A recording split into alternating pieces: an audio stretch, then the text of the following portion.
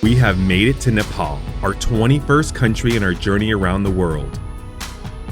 Today we will talk about our experience of entering the country, give our first impressions of Kathmandu, and we'll start preparing for our trek in the Himalayas.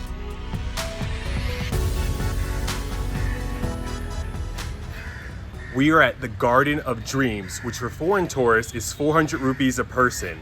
And the very first thing we want to talk about is our experience coming into Nepal, specifically the airport. So it was really interesting because it's one of those airports where you land on the tarmac, I believe it's called, and then they have a shuttle that takes you to the actual airport terminal. Now, it wasn't very far. I think it literally took us 20 seconds to arrive, but it's still a nice first class experience. Now, when you get in, this is where the tricky parts start to begin. Now, in the past 20 countries, I'm sure there's been at least one country where we've had a visa on arrival, but this was a little bit more complicated. First, there's a kiosk to go up to because everything is visa on arrival. There's not even an option for a foreigner to be able to have an e-visa, unless you're from certain countries, which we're not from. So you go up to the terminal and there's a guy to help you there, which kind of defeats the purpose, but still. I guess originally it was in a different language and he was there to switch it to English for us. Okay, no problem. Then we enter in all of our information, what kind of visa we want, whether it's 30 days, 90 days, etc. We went with a 90-day option, and they don't really have an option to print. He said just take a picture with your phone, and then once you hit submit, it'll send an email to you. So part 2 of the equation is actually paying for your visa. So we went up to the counter, and it says above the guy's head that they take MasterCard or Visa. Unfortunately, he kept telling me over and over again that they don't accept it. After prodding and prying for a little bit, he finally admitted that the machine was down, which is okay, because that's a big difference between the machine being down and them not accepting MasterCard or Visa at all. But there was an ATM right behind me. So I went to the ATM. Unfortunately, we were going with the 90-day visa as opposed to the 30-day visa, which I think the amount of money that we needed to take out for 2 90-day visas was a little bit more than the maximum amount that they allowed us to take out at the ATM. So it kept giving me error messages. After about a minute, we saw another gentleman come up to the ATM and he was able to get money out. So Kati went up to him and asked him how he was able to do it. He said he wasn't sure, but he offered to take out the money that we needed for our visas and said we could just Venmo him the money later. I can't believe like a complete stranger offered to do that. But the good news is we didn't need that kind gesture, that kind service, because we went up to the counter again and saw that people were starting to pay with credit cards again. So it looks like they were quickly able to fix their credit card terminal. So it all worked out. But if we were in a pinch, I cannot believe the hospitality as soon as we entered Nepal.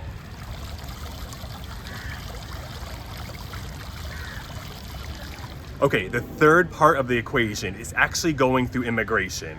Now for me, it was pretty straightforward, probably only took about 30-40 seconds. They take your picture and you go right in. Unfortunately, for the second country in a row, Kati had a little bit of a hang-up because for some reason, they keep telling her that her passport number is invalid. I really don't know how that works, but it took her about 4 to 5 minutes to get through, and I don't know if you had to call someone or check the system or what was going on. But after about that 5-minute wait, we were both finally into Nepal.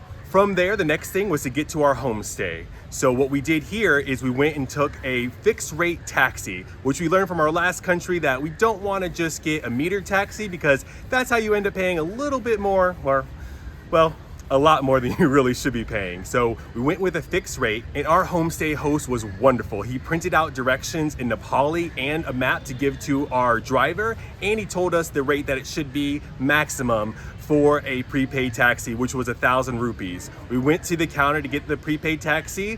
We were charged 1,000 rupees, which was the max of what we should have paid. And we got a nice elderly driver who took us probably about a 45-minute drive into Tamil, the center part of Kathmandu. It's a shame that people don't show you parks like this more often because these places are absolutely beautiful and you can tell that they really are taking care of it. There are people here working the grounds, making sure the flowers are pretty and watered, and even though you do hear like the airplane because we're close to the airport and some honking outside, it's definitely worth coming and just spending a few hours here. It's very tranquil even though you do hear some outside noises.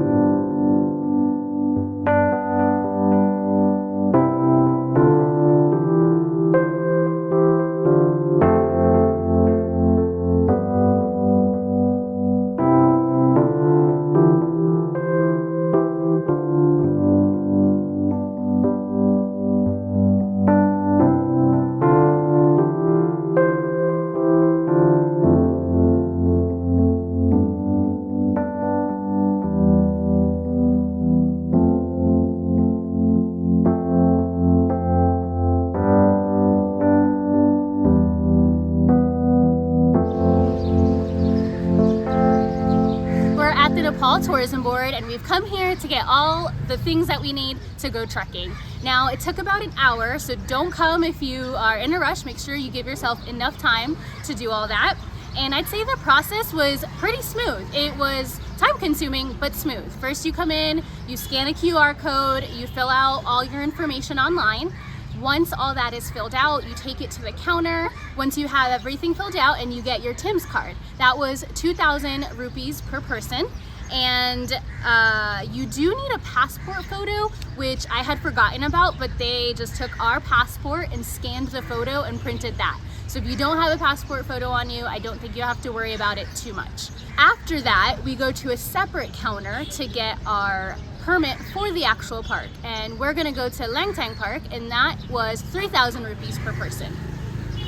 As of right now, we were able to go without a guide, but they said after April, I think 3rd, you will need a guide. So by the time you see this video, you might need a guide to go trekking. In addition, we also bought a map. They do give us a small map for free, but it doesn't have a lot of details. So we ended up buying a bigger, more detailed map for Langtang for 500 rupees. And then finally, you are able to go get your bus by yourself, but they offer bus tickets right here for an air-conditioned bus for only 1,300 rupees. And they give you the location of where to go pick up the bus and the time slots and an official little bus ticket.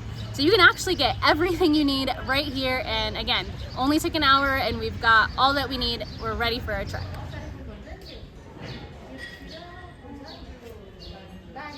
Are you ready?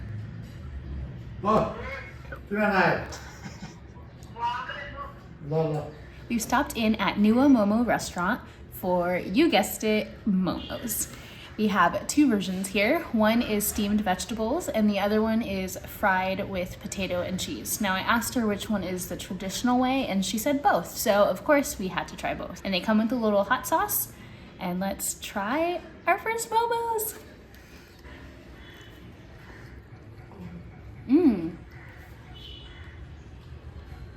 Yeah, that's the veg steamed one and the spices are great. The hot sauce gives it a nice kick.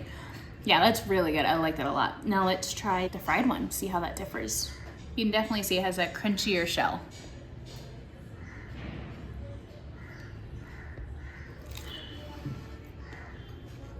I definitely like those better. I don't know if it's because it's fried or if it's because it's potatoes, but those are really good. Nice crunch to it. And I think, yeah, maybe the seasoning on that one is different. Yeah, they're both really good, but I like that one better. As we were walking outside, we saw a board of patches. Now, we collect patches everywhere we go, and ideally we get a flag for the country, but then as we keep going, we'll see if we can find more patches. I think Nepal is a patch country because look at this selection. So let's see if we can get our Nepal flag and how much it is. Namaste. How much are your patches? Patches, this one 100 rupees only. So the flags are 100 rupees, okay? If you go these trekking patches, 200. 200. So the fancy ones are 200 and the flag one is 100. Okay. Can we get a Nepal flag patch for now? Yes, Yeah? I think that's fair. The simple one is 100 and the fancy one is 200. Okay, 100. Yeah. And question, can you tell me what the flag represents? This for the swim with the jacket, band. Right. But the Nepali flag, is there meaning to it? The shape? Meaning, Yeah? this is like the mountain. Oh, that's so cool. Mountain. And Yeah. this sun and moon. And this red is our national color. Okay. No? National color. Awesome, thank you. Yeah, I love their flag. It's very, very unique. One of the most unique flags we've seen. I didn't know it was a mountain. That's really cool.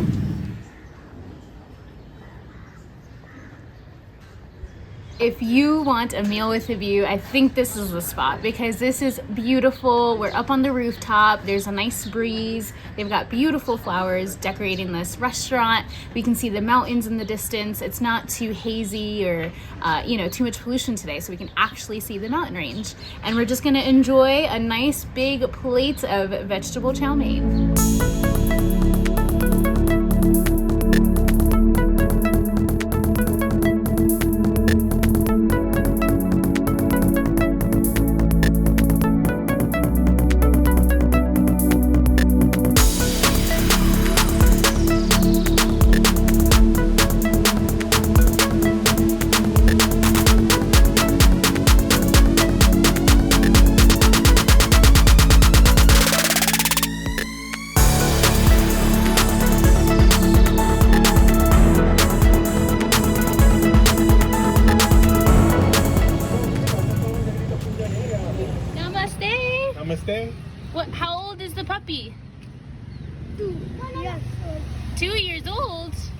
2 months. Yeah? What's his name? Huh? Timmy? Nice. Hi, little guy. There, it's your puppy? Yeah? So cute. Dhanyavad. Bye-bye.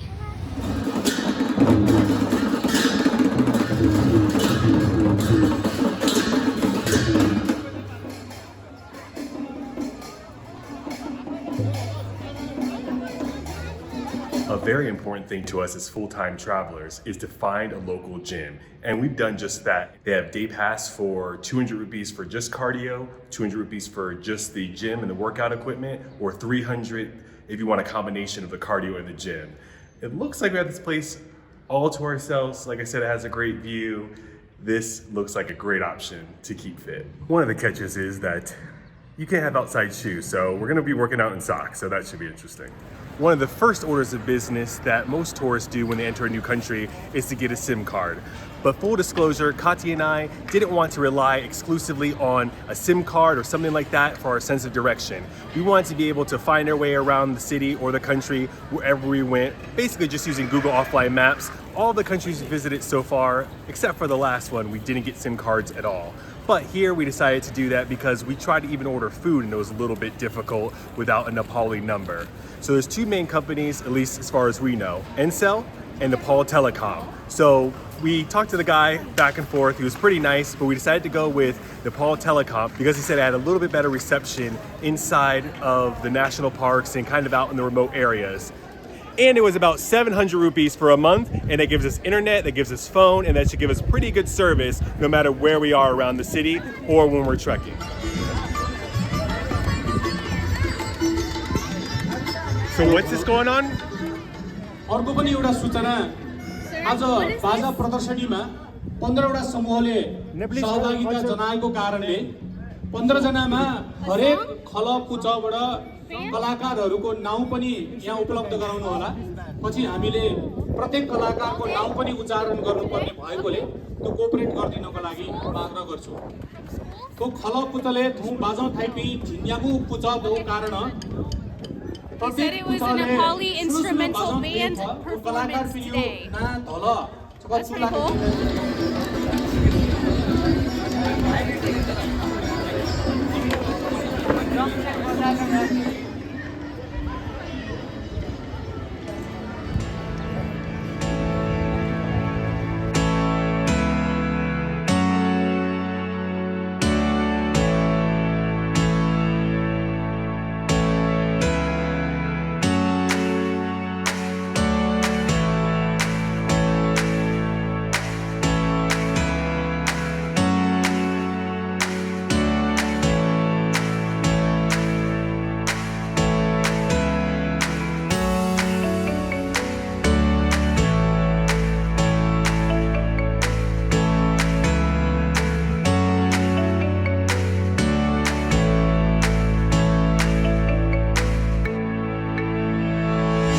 Not that it's critical because we try to learn a little bit of the local language in every country that we go to, but almost everyone here speaks pretty fluent English, which makes it a lot easier to communicate with everyone. Plus, the roads really aren't too hectic. Now, they're a little bit more narrow here in especially the Tamil area of Kathmandu, which means there could be some traffic jams, but we love walking everywhere we go, so it's really not that hard to navigate around the traffic as long as you're on foot. The weather has been absolutely perfect. I mean, we've seen blue skies. It's not too hot, not too cold. I don't really know whether it's more of a coffee or a tea culture here, but there's plenty of amazing coffee shops. One's so good, we got an entire huge bag of coffee, and he's actually pretty funny. We've noticed that sarcasm really doesn't translate well, but when we order a bag of whole bean coffee and we ask if he can grind it for us, he's like, wait, you don't have a grinder at your house? Like, that's I think the first sarcastic joke we've heard in our full travels. So the people are very friendly, the weather's great, the coffee is awesome, the food is absolutely delicious. We're really loving our time in Nepal so far.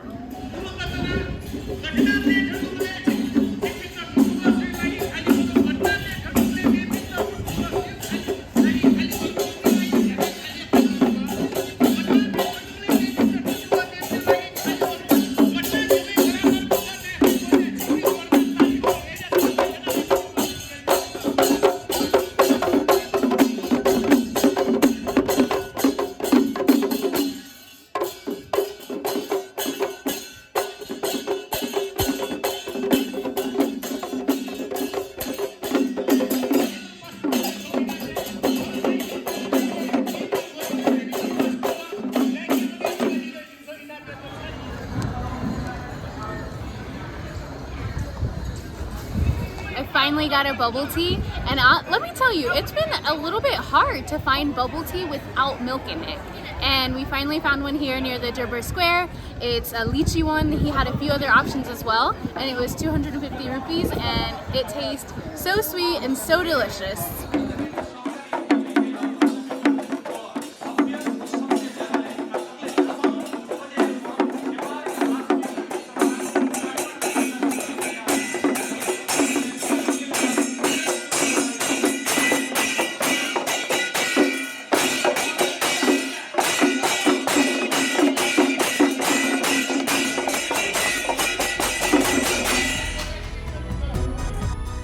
Next time we will go shopping for everything we need for our trek through the Himalayas.